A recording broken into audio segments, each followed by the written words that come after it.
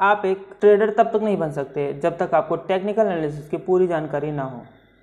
Technical analysis क्या होता है? एक ट्रेडर टेक्निकल एनालिसिस की मदद से मार्केट के ट्रेंड को या प्राइस बिहेवियर को कैसे आइडेंटिफाई करता है।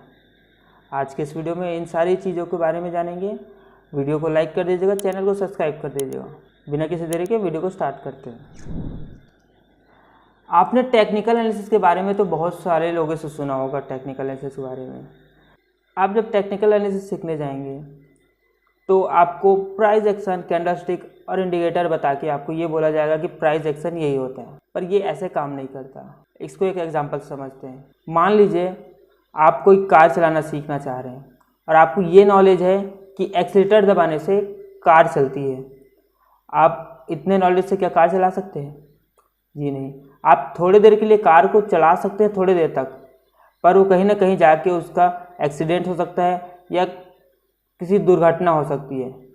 उसी तरह बिना टेक्निकल एनालिसिस के जाने अगर आप मार्केट में ट्रेड करते हैं तो आपके लॉसेस होने के चांसेस बहुत ज़्यादा होते हैं।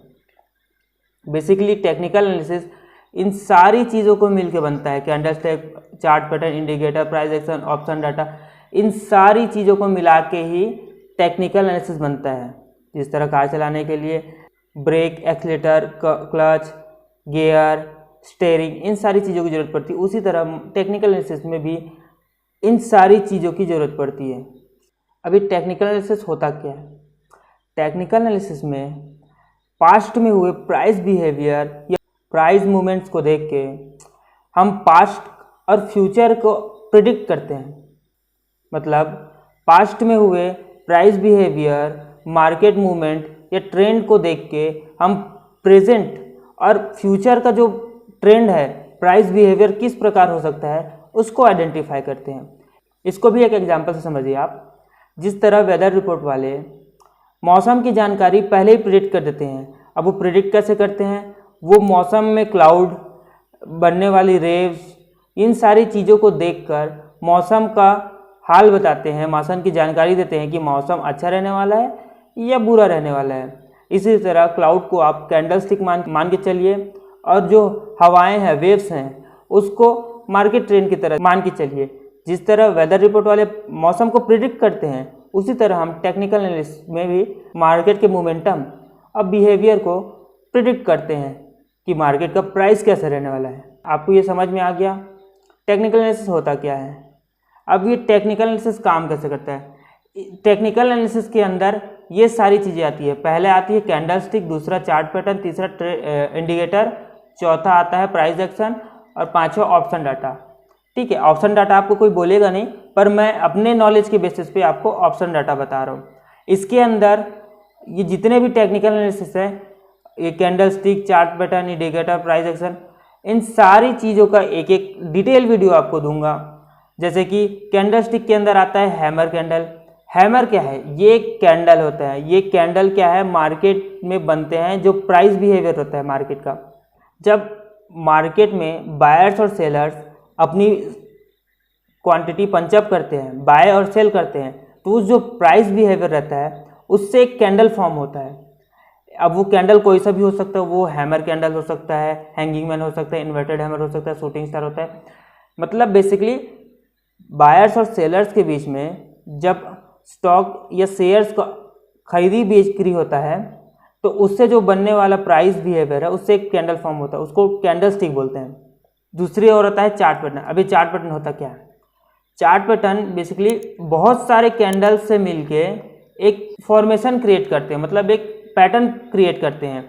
जैसे बहुत सारे कैंडलस्टिक बता दिए आपको, बहुत सारे कैंडल मिलके एक फॉर्मेशन मतलब एक पैटर्न क्रिएट करते हैं जिसको चार्ट पैटर्न बोलते हैं।